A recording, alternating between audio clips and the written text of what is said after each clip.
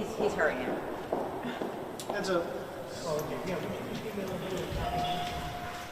Hello, everyone. I wanted to just start by restating the obvious, which is that the impeachment investigation essentially ended yesterday in substance, if not in form, with the explosive revelation that Mr. Smirnov's allegations about Ukrainian Burisma payments to Joe Biden were concocted along with Russian intelligence agents, and it appears like the whole thing is not only obviously false and fraudulent, but a product of Russian disinformation and propaganda.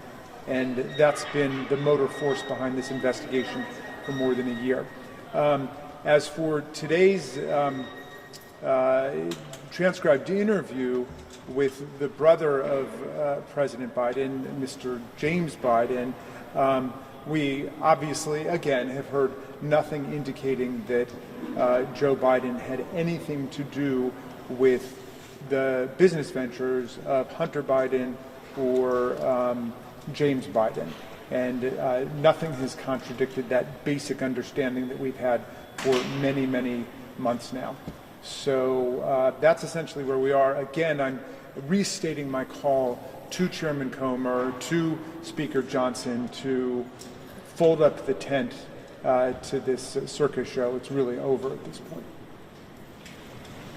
Can you tell us what James Biden was saying in the deposition? What was the line of question? Was it about China, Romania?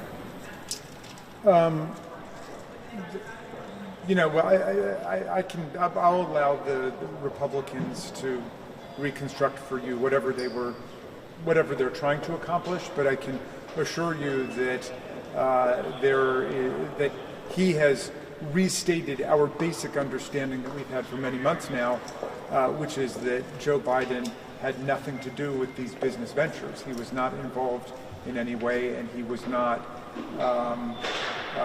receiving any money from them.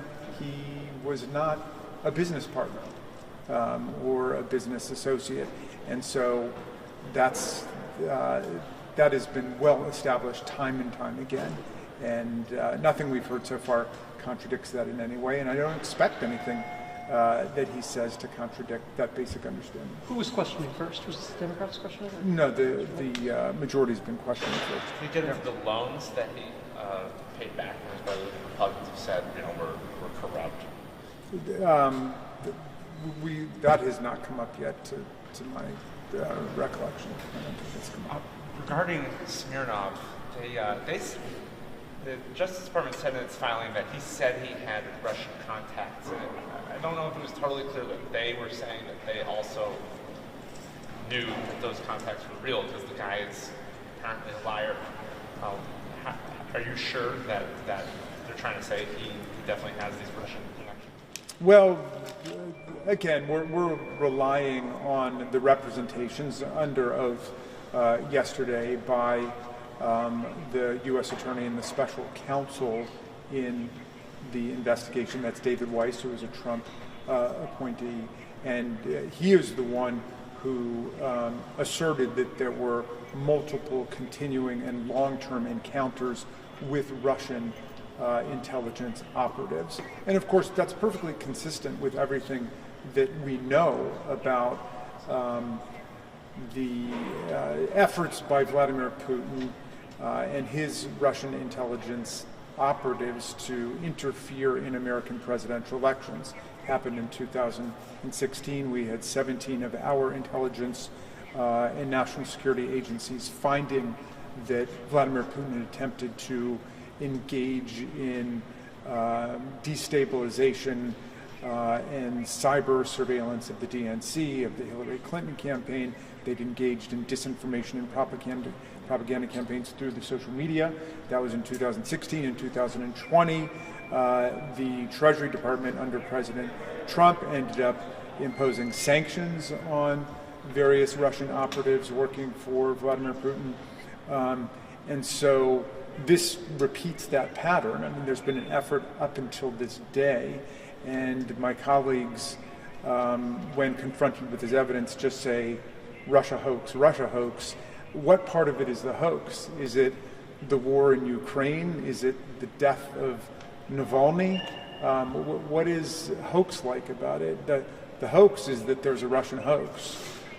There's not a Russian hoax. There's been a series of efforts by Vladimir Putin to destabilize and undermine American political democracy, and he's done the same thing in other countries around the world. Has CEFC China come up today?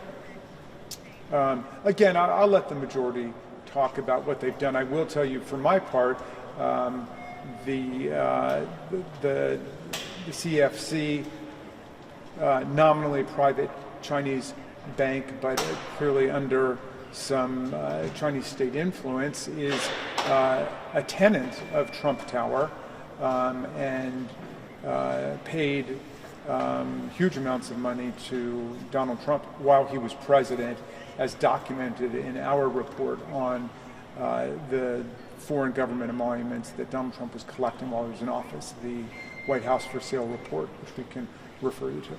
Can you take us inside the room a little bit? Last week you mentioned the Bobulinski interview got heated, very charged exchanges at times. How do you describe the questioning of James Biden today? No, this is a subdued affair, and again, it feels to me as if everyone knows the impeachment investigation is over. I think Chairman Comer has said publicly that it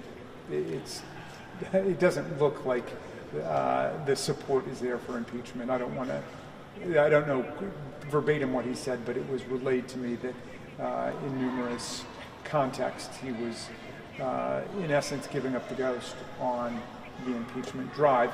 And so there's something that there's a quality of just going through the motions here. But I mean, that's my sense of it. The foundation of the whole impeachment investigation were the allegations that were advanced by Smirnov and then reported in that FBI Form 1023. And yesterday it all exploded. Not only do we know they're false and fraudulent, but we know that they were likely concocted along with Russian intelligence operatives. So to me, the whole thing smells like Vladimir Putin's all over it. Thank you very much. Thank you.